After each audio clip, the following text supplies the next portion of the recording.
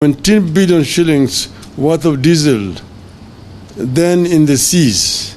It was two cabinet secretaries who came out to state that the oil belonged to Galana Energies.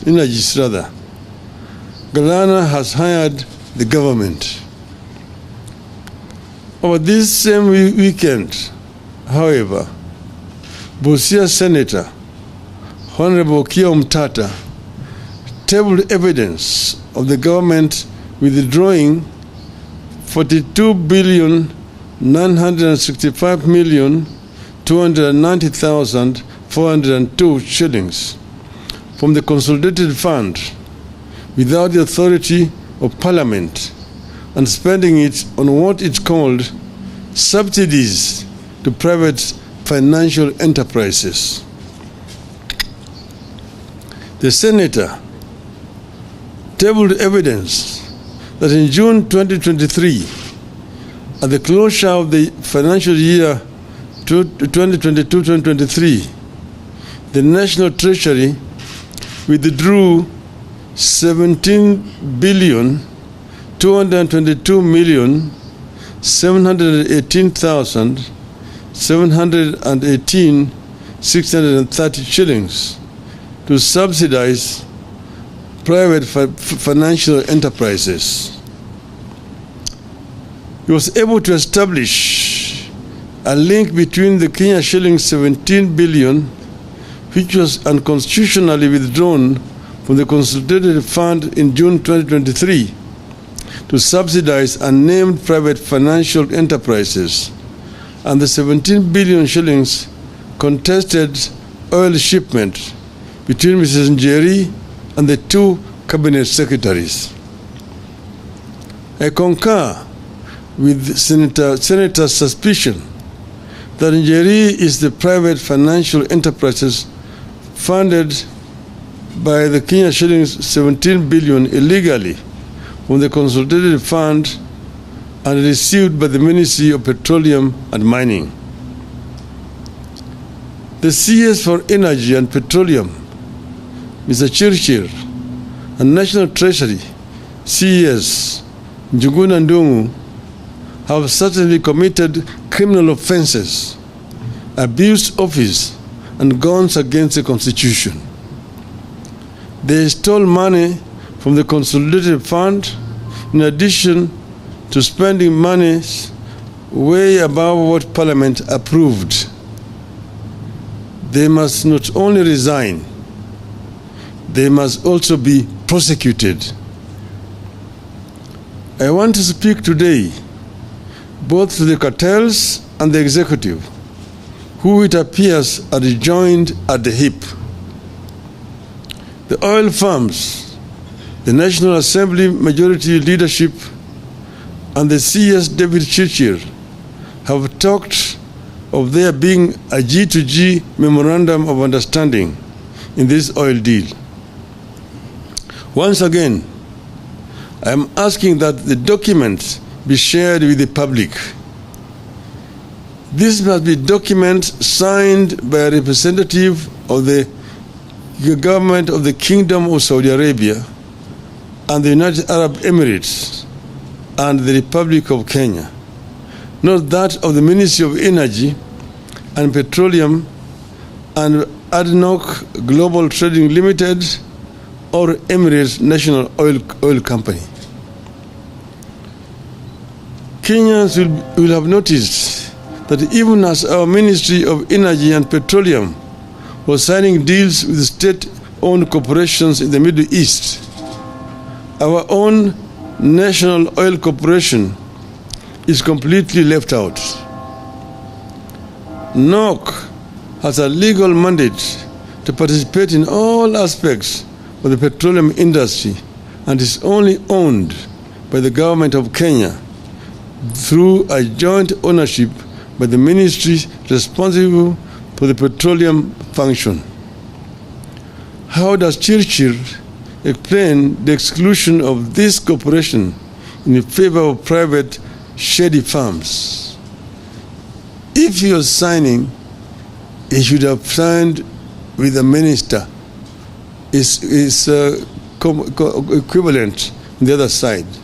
But those companies are the ones who should sign with the NOC, not the minister. We also know that for a ship to leave one port for another, loaded with goods, it has to get a letter from the Ministry of Energy and Petroleum indicating that the ship is authorized to carry and offload the cargo in Kenya.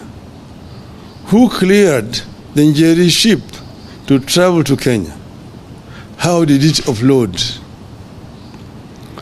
Over the weekend, we were told that the deal has resulted in so-called structured sourcing of the dollar. If that is the case, why has the exchange rate not improved?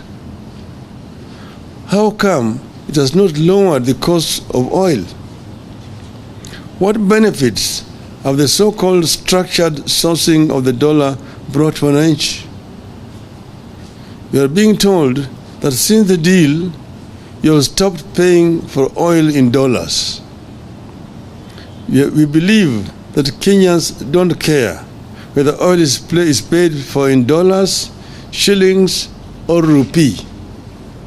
They care about the cost of oil. Nonetheless, we are challenging the government to share with Kenyans evidence of payment of oil in Kenya shillings. Show us documents indicating when the payment was made in Kenya shillings, the bank accounts, and the recipients of the payment. This regime has told Kenyans so many fictitious stories that only documentary evidence will help the country separate fact from fiction. The oil companies and the Ministry of Energy and Petroleum have claimed that it is easy to verify that corporate tax is being paid by the oil companies. We agree that this shouldn't be a difficult task. So we are asking these firms to table the evidence of meeting the corporate tax obligations. Don't tell us, show us. We hope the Kenya Revenue Authority is listening to our demand for evidence of corporate tax compliance by Oryx, Galana, and Gulf oil companies. The Ministry of Energy and Petroleum must also table the supplier purchase agreement in this deal. If the deal was to benefit Kenyans, its details should not be hidden from them. In subsequent comments on this matter, since last Thursday, I have questioned why the Director General of the Energy and Petroleum Regulatory Authority, Mr. Daniel Kiptoo, could go to the Middle East, participate in the oil negotiation, and then come back to Nairobi to regulate the prices. How can EPRA be a player and a referee at the same time? Where is the ethics and professionalism in this? How can this be in compliance with the Public Officer Ethics Act?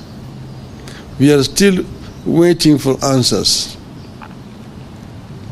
When Kenya signed this deal, we had the regional markets, especially that of Uganda, in mind. The Gulf nations of Saudi Arabia and the United Arab Emirates were definitely aware that we import for the region.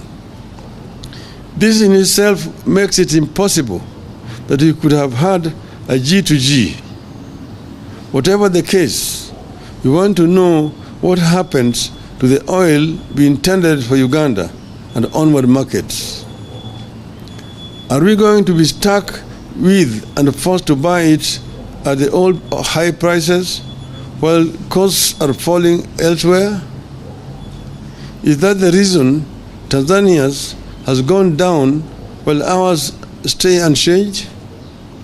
Are we stuck with old prices because the negotiators already locked the prices and the oil is coming in the quantities that was agreed on in March? So many things still do not make sense, despite the massive space bought by the oil companies to explain themselves and the effort of the government to fool and confuse Kenyans. In light of this development, I am today calling on some 3 specific institutions that are paid by the Kenyan taxpayer to exercise their mandate and get to the bottom of this saga as follows. First, the Energy and Petroleum Regulatory Authority. This institution, under the chairmanship of a distinguished scholar, Honorable Justice Professor Jackton B. Ojwang, has the primary duty to protect the people of Kenya from predatory practices.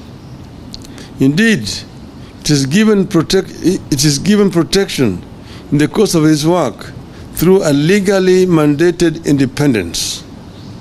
Section 9(3) of the Energy Act says, except as otherwise provided in this Act, the authority shall be independent in the performance of its functions, exercise of its powers, and shall not be subjected to the direction or control of any person or authority. Under the Ruto regime, EPRA has been reduced to being a price fixer and to enable predators in the government to exploit Kenyans by overcharging them for petroleum products. Section 10 of the Energy Act gives the authority the duty, among others, to monitor in consultation with the competition authority conditions of contractors' operations and their trade practices, investigate complaints or disputes arising from the petroleum operations, ensure enforcement and compliance with the national values and principles, protect consumer, investor, and other stakeholder interests. The challenge is now on its chairman to rise up to the true mandate of the authority and investigate the following. 1. Violation of consumer rights under the Bill of Rights in the G2G arrangement. 2. Transparency of fuel contracts signed by all parties in the alleged G2G arrangement. 3. Criminal collusion through price fixing and other corrupt trade practices in the G2G arrangement. 4. The controversy surrounding the dispute between Galana Energies Limited and Anjeri Njoroge. The second institution we are challenging is the Office of the Auditor General. Since her appointment, the Auditor General, CPA Nancy Gathungu, has displayed courage in her approach to duty. We are calling upon her to execute her mandate in this matter and investigate the following. 1. The procurement processes engaged in by the Ministry of Energy and Petroleum in recruitment of suppliers and their local agencies. 2. The criteria applied by the G2G arrangement in arriving at the prices at which Kenya is to buy fuel.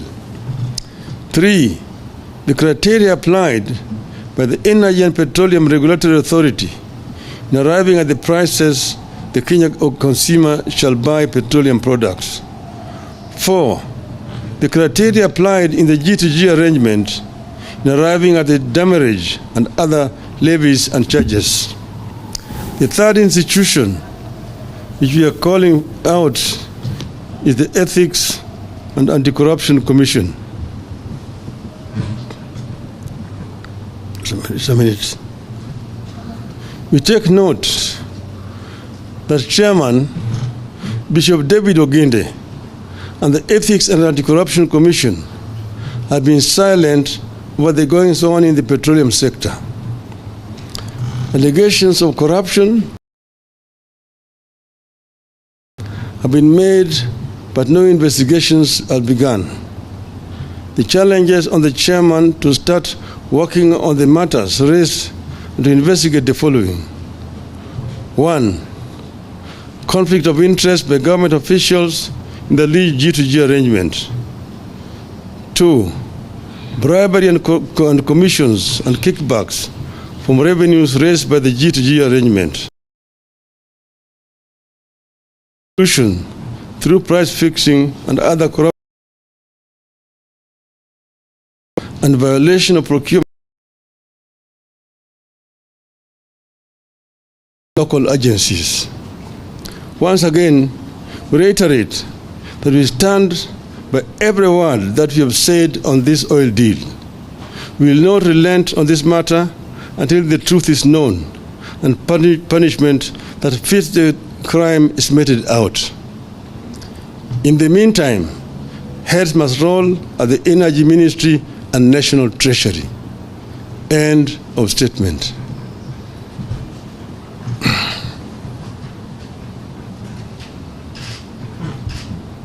Okay.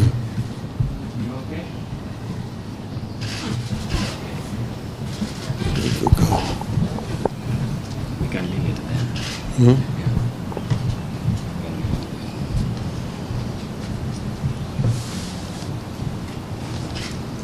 There's a pressing issue? None. No question. There are no questions. Satisfied. Leto nchini itachangia kupunguza kwa bei ya mafuta. Kwa upande wako una matumaini kwamba bei hiyo itashushwa chini? Kisha cha pili, Rais pia amesema kwamba kama kuna ithibati kuhusiana na madai ambayo kwa sasa unaibua, weke wazi. Asante. Rais aliongea jana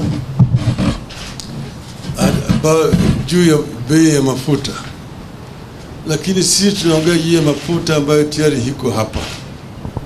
Yeye mwenyewe anajua ati matangi zimejaa na mafuta kwa sababu Uganda imekataa kuchukua hiyo mafuta kwa sababu bei yake iko juu. Sasa hiyo mafuta ambayo nasema ni tayari iko hapa, tunasema bei itashuka chini. Sababu gani bei hiyo haishuki chini wakati huu? Mbona nangoja mpaka mwezi ujao? Haya yote katika hiyo statement ambayo mimi nimetoa, nimesema mambo mengi zaidi. Nimeongea juu ya vile hii mafuta yenyewe ilikuja hapa. Kwanza walisema, na hata yeye jana alikariri, ati hii ni serikali na serikali, yani G ni government to government. Lakini ile makaratasi ambayo nasema ziko hata mbele ya bunge ni karatasi ambayo zimewekwa sahihi na bwana Chirchir kwa upande hii, lakini ngambo ile hakuna waziri upande ile ambaye ameweka sahihi. Hiyo sio G2G. G2G must be government to government. Tumesema yeye ameweka sahihi na makampuni pale. Tumesema kama ingekuwa sawa, tuko na kampuni vile vile hapa Kenya ya serikali inaitwa National Oil Corporation ambayo ilingeweka sahihi na hiyo kampuni ya Saudi Arabia na hizo kampuni nyingine ya Emirates, sio waziri wa serikali ya Kenya. Kwanza hiyo yanasema ni ukweli, yale ambayo nasema hiyo ni uongo, sio kweli. Hiyo ni uongo, sio kweli. Kwa nini wamewacha kampuni ya serikali hapa, alafu wanakwenda kuchukua makampuni zingine ya binafsi kama Oryx, kama Galana, kama Gulf? Kitu gani, shida gani yuko na kampuni yetu ya NOC hapa? NOC imepata kiniwi kimi siku gani ili Israeli ikaweka sahihi? Ndio kwa sababu hawa jamaa wenyewe walienda ngambo ile na wanapata rushwa kupitia hiyo makampuni ambayo wameweka hapa. Tena waniambia mimi ati makampuni ya mafuta amenijibu. Katika taifa letu hapa makampuni makubwa ya mafuta ni Vivo, ni Shell, ni Total. Hawa hawajanijibu. Wao wenyewe wanaumia. Uliza hao, mimi nafanya biashara na makampuni ya mafuta, wanaumia wote. wana shida, kwa sababu hawa makampuni mengine yamewekwa hapo katikati, ndio wamefanya biashara na hawa makatels. Bwana Chirchir, na mimi nataka kutoa shukrani kwa watu wa Bomet kumonyesha ya adabu, manake hajui adabu vile Wakenya wana shida. Vijana wana shida zaidi ni hawa watu wote. Hata Bwana Ruto wanampatia ile tu heshima, lakini hawakukubali yale alikuwa anasema. Anachukua nasema uongo. Haitakikani mtu ambaye anajiita rais awe kila mara akitoka na usimamo namna hii anasema uongo. Sema ukweli. Ukweli haiozi. Na ukweli kidhihiri, uongo ujitenga. Nikujibu. Shukran.